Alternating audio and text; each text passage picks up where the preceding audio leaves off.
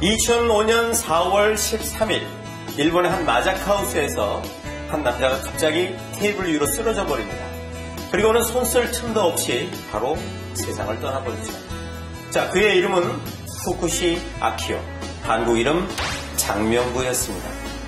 프로야구 전설 중의 전설이었고 30승 대기록의 주인공인 그가 이렇게 외롭고 쓸쓸하게 그리고 가난하게 죽어간 이유는 과연 무엇일까요? 우리는 그들을 전설이라 부른다. 영원한 불사조 박철순. 그리고 불멸의 기록 한국 시리즈 4승 무쇠발 최동원. 82-84년의 전설. 그리고 그대 1983년의 전설을 기억하는가? 됐다고 너구리죠. 능글능글해가 했죠. 지금은 사실 사람도 아니지 뭐. 83년엔 그가 있었다. 장명구. 지난 30년 동안 누구도 깨지 못한 장명구의 기록. 30승 36완투 427이닝. 전설을 만들었지만 끝내 전설로 남지 못한 비운의 승부사. 우리는 왜 그를 전설이라 부르지 않는 걸까? 2005년 4월 일본의 한 마자카우스에서 싸늘한 시신으로 발견된 한 남자. 이 초라하고 쓸쓸한 최후를 맞이한 그는 한때 한국 프로야구의 전설 장명구. 그러나 누구도 그의 죽음을 주목하지도 애도하지도 않았다. 신문 한 편 짧고 간결한 기사만이 전부였다. 한국 프로야구의 첫 번째 제일교포 선수 장명구는 산미 유니폼을 입었다. 산미 슈퍼스타즈가 어떤 팀인가? 원년 시즌 최하위, 최약체. 좌절과 악몽으로 1년을 보낸 꼴찌 아이콘. 우승은커녕 승리 자체와 거리가 멀었던 팀. 지금도 깨지지 않은 최저 승률.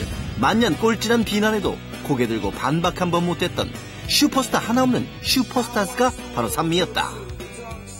맨발상으로도 좀 약했지. 근데 아무래도 산미가 야수 쪽은 괜찮아. 투수 쪽이 워낙 약하다 보니까 좀 힘들었죠. 심지어는 운동을 그만뒀던 선배들이나 놀다가 갑자기 테스트해가지고 다시 들어온 선수들도 있었고. 기회는 위기 뒤에 온다. 변신은 바닥을 친 후에 더 눈부시다. 산미에게 그 기회가 왔다. 프로야구의 제일동포 영입을 시험하기로 한 KBO는 그 기회를 전년도 꼴찌팀 산미에게 줬고 첫 번째 주인공이 바로 장명구였다.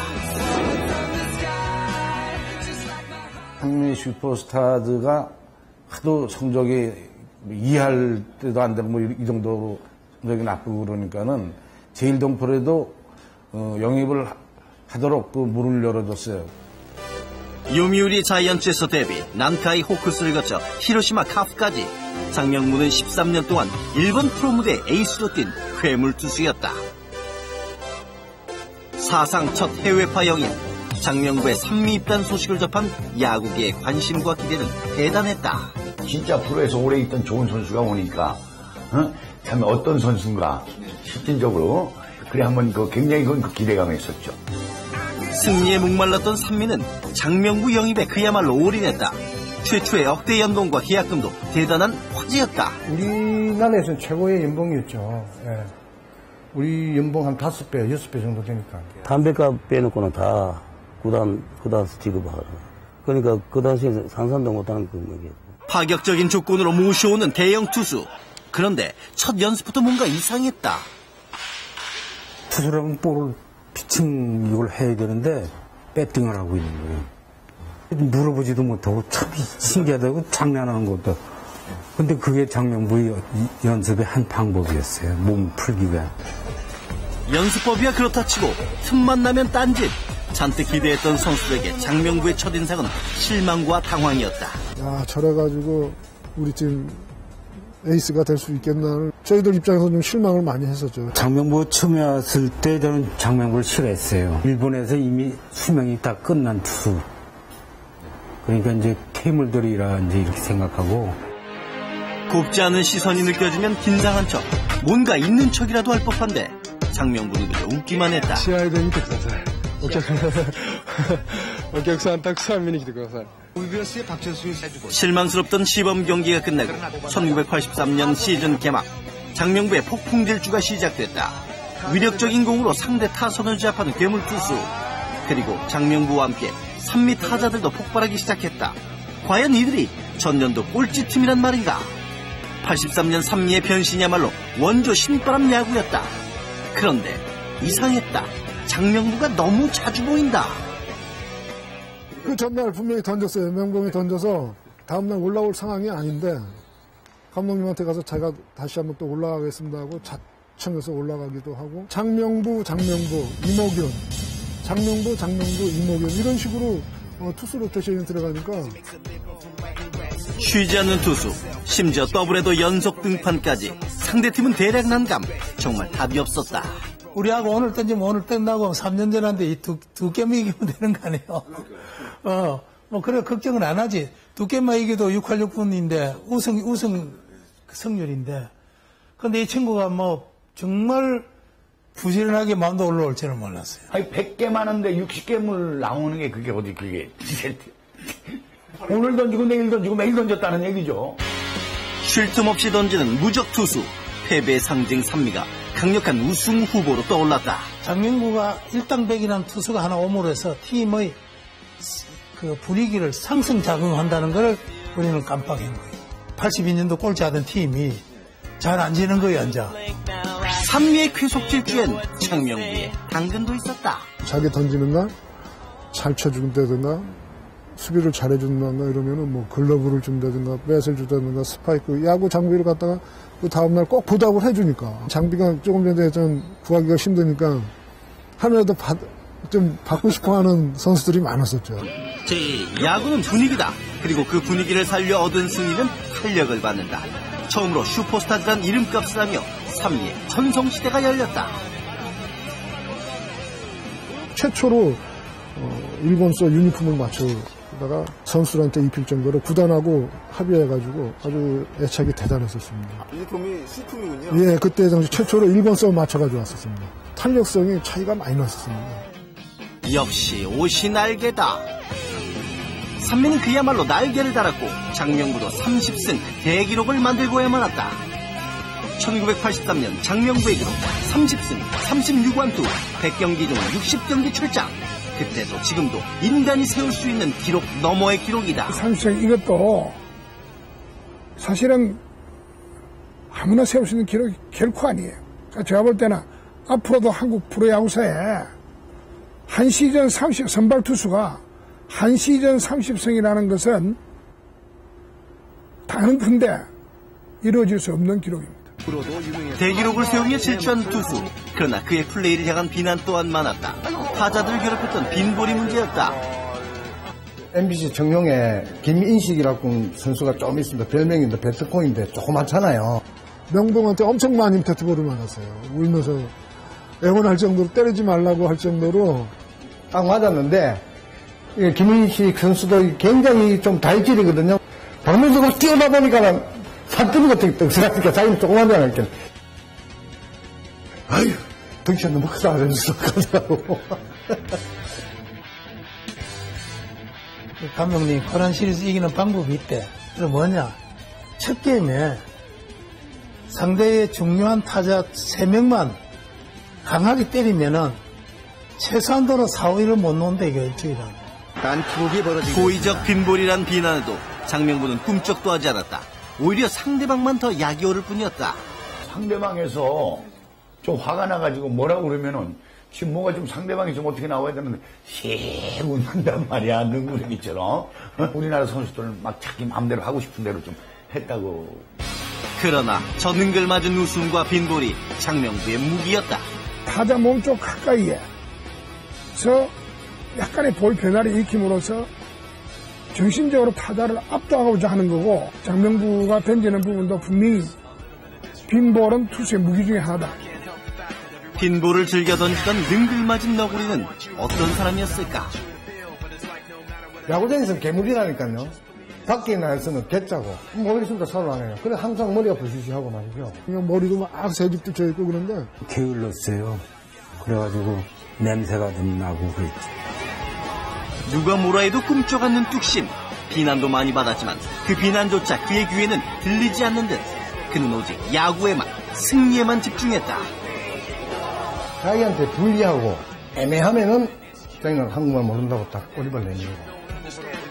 그런 그에게 붙여진 별명은 장명구의 상징이 됐다. 그때 당시 우리 선수들이 그런 게 아니고 팬들께서 너구리라는 그 별명을 지어주셨죠. 그 생김새도 좀 그랬고 능글맞다 그럴까 뭐 좀 그런 표현이 좀 했습니다. 칭찬이자 비난이기도 했던 별명. 그러나 사실 그것은 한국 선수들과는 한 차원 다른 플레이를 펼친 투수 장명구의 능력이기도 했다. 이 친구 머리가 영리하니까는 타자가 칠 것이다, 기다릴 것이다 이런 것까지 다 알아요. 타자 태도를 보고 그 타자의 그 노림수라든지 습관 이런 거는 이제 얘들이 장명구를 잘 이용을 했죠. 최고의 투수로 최고의 한 해를 보낸 장명구. 그에게도 팬들에게도 잊을 수 없는 1983년이었다. 그러나 대기록 30승을 기뻐할 시간은 그리 오래가질 않았다. 자기가 처음에 와서 이제 이렇게 던져보고서는 나는 뭐 30승 정도도 뭐 충분하겠습니다. 이랬단 말이에요. 우리 나이로 34살이나 된 투수가 30승을 한다 그러니까는 에이, 이게 무슨 말 같지도 않은 소리냐 이랬더니 그 허영 사장이 되게 무심코 뻔히 안 될 거로 알고 정말 30승 서면은 어느새 1억 원 주겠다고 이제 그랬어요. 때로 설마가 현실이 되는 기적이 일어난다. 장명구의 30승이 그것이었다. 그러나 바로 그 기적 때문에 장명구에겐 돈벌레라는 꼬리표가 붙게 된다. 30승을 딱 해놓고 1억을 달리니까 허 사장은 그걸 모르는 거예요. 자기도 그 말을 했는지 그 자체를 모르는 거예요. 농담을 했으니까. 장명구는 그걸 통역을 통해서 들었으니까 진심으로 그걸 농담인지 모르고 받아들인 거죠. 구단에서는 이제 하도 달래고 하다가 1억 원을 못 주고 제가 알기로는 한 2, 3천만 원 주고서 그냥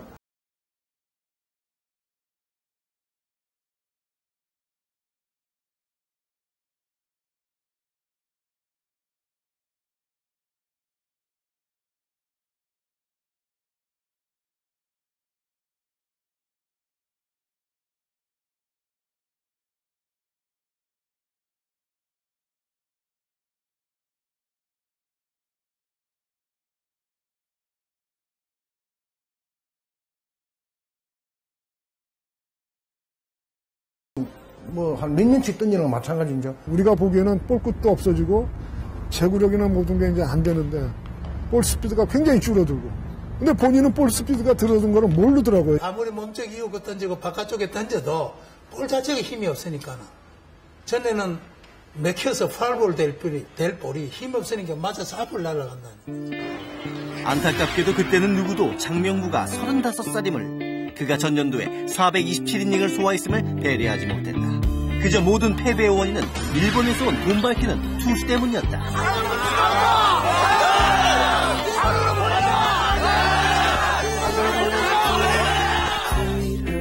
문제는 장명구의 마음이 아니라 몸이었다. 장명구는 끝없이 등판했다. 단지 승리 투수가 되지 못했을 뿐이었다. 허리가 안 좋은데도 그 타이어 튜브 있잖아요. 타이어 튜브로 허리 밴드를 만들어가지고 압박을 해가지고 허리에 차면서까지 진통제 먹으면서 출전을. 상체를 이렇게 벗어보니까 정말로 S자로 쉬었더라고요. 허리 자체가 허리 상태가 그 정도로 안 좋은데도 던진 거예요. 그러니까 끝내 83년의 모습을 찾지 못한 장명구와 함께 산미도 무너져 내렸다. 18연패란 치욕의 기록을 만들며 시즌 중 매각 결정이 내려진 산미. 장명구는 산미 고별 경기를 앞두고 감독을 찾아가 부탁한다. 본인도 이제 처음에 이제 산미 왔으니까 유니폼에 애착이 있는 것 같아요. 마지막 산미 유니폼을 입고 선발 시키달라 그거는 들었고요. 산미 유니폼을 입고 뛰는 마지막 경기. 선발을 자처했던 장명구는 최악의 투구로 1회 강판됐고 산미는 6대16이라는 대패로 마지막 경기를 끝낸다. 역사 속으로 사라져갔습니다. 이후 청보와 빙그레까지 83년 후 장명구의 패배 기록을 쌓아갔다. 그러나 우리가 깜빡했던 중요한 사실. 장명구는 4년 동안 1043이닝을 던진 진정한 괴물이었다. 은퇴 후 한국에 머물던 장명구는 마약 사범으로 신문에 등장한다. 한때 마운드를 지배했던 투수는 최악의 모습으로 자의가 아닌 타의로 한국에서 추방된다. 내일 공항 추방당해서 이제 떠납니다 하고 그게 마지막이었어요 저한테. 그렇게 거기까지가 우리가 기억하는 장명부다. 그 후 장명부에 대한 기억이 우리에게는 없다. 15년 후 들려온 그의 초라하고 쓸쓸한 최후. 우리 이렇게 그를 잊어도 되는 걸까? 한국에 모기에 자기가 이제 가겠다고 정식으로 장명부가 말을 했대요. 그래 이건 내가 돈을 많이 벌기 위해서 가는 게 아니고 피를 찾아서 이제 떠나겠다. 최고의 투수였지만 그는 언제나 반쪽 일본인이었다. 아버지의 나라로 야구를 하러 왔지만 제1교포 장명부는 한국에서도 반쪽 한국인이었다. 장명부 선수가 했다는 얘기 중에 내 고향은 현해탄이다 이런 얘기 있잖아요. 한 번도 자기가 하고 싶은 야구를 사실은 하지 못했던 야구인 아닌가. 늘 살아남기 위해서 어떤 정치적인 행동을 해야 됐고 또 뭐 좀 더 강한 척도 해야 됐고 또 속이는 행동도 해야 됐고 자기 스타일대로 야구를 한 번도 하지 못한 야구인이 아니었겠는가. 은퇴 후의 장명부는 보수와 상관없이 한국에 자신의 야구 지식을 전하고 싶어 했다. 정말 꿈나무 어린애들 중고등학교 야구 선수들을 개인적으로 순회하면서 집중적으로 지도를 해가지고 너가 갖고 있는 마지막 야구에 대한 그 열정을 중고등학교 어린 선수들에게 펼쳐보라 하는 그 장을 내가 만들어줬고 본인은 상당히 보람있게 생각을 하고 좋아했어요. 꽃미남은 아니다. 하지만 그 투박한 얼굴에 퍼지던 순수한 미소마저도 우리는 능글맞고 음흉하다고 했다. 착했어요. 착하고 순진했지. 진짜 친형 같고 친구 같고 아주 다정다감했어요. 마운드에 올라가면은 냉정하고 잔혹한 그 승부사였지만은 유니폼을 벗고 개인적으로 딱 만났을 때는 굉장히 그 친구처럼 다정다감하고 아주 멋있는 선수였습니다. 이제는 다시 만날 수 없는 사람. 그를 잊을 수는 없을 것 같다. 한국을, 야구를, 그리고 산미를 사랑했던 우리들의 투수 장명부를 이렇게 잊어서는 안 될 것 같다. 한국 야구가 장명부로 인해가지고 야구 발전이 빨랐다고 해도 과언 아니라고. 그 정도로 좋은 선수였어요. 장명부가 자기 자신의 관리를 잘하고 정말 성실한 삶을 누렸더라면은 적어도 한국 야구사에서는 위대한 인물로 기록될 수 있는 충분한 자격을 갖고 있다고 봐야 되겠죠. 아직도 그는 잊어도 그만인 이방인, 너구리 장명부일 뿐일까?